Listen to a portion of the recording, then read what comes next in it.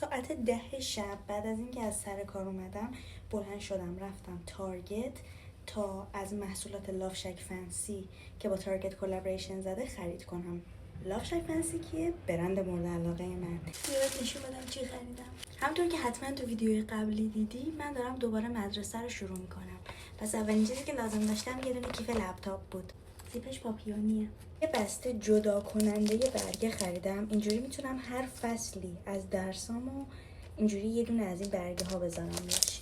این پترن مورد علاقه من از لافشک فنسیه، ولی این پترنا رو کلا این 4 تا رو داره. این کلابریشن لیمیتد ادیشنه، یه تعداد خاصی ازش تولید شده. 5 صبح ریلیز شد. 7 صبح مردم دم تارگت صف بسته بودن که اینا رو بخرم. منم این گیرم اومد. میخواستم یه مدل دیگه رو بخرم که پارچه‌ای بود و اینجاش چینی بود، شبیه روبالشی بود، ولی نداشتش. مجبور شدم به عنوان جامه دادی اینو بگیرم. دل من قطعا خودکار صورتشو میخواست، ولی چون نداشت آبیشو گرفتم. That's okay، همین که پاپیون داره خوبه. یه دونم قیچی گرفتم. اینو قطعا واسه کلاسم نگرفتم چون تو کلاسم قیچی به دردم نمیخوره، ولی من خیلی زیاد خرید میکنم، میتونم با این قیچی بازشون کنم.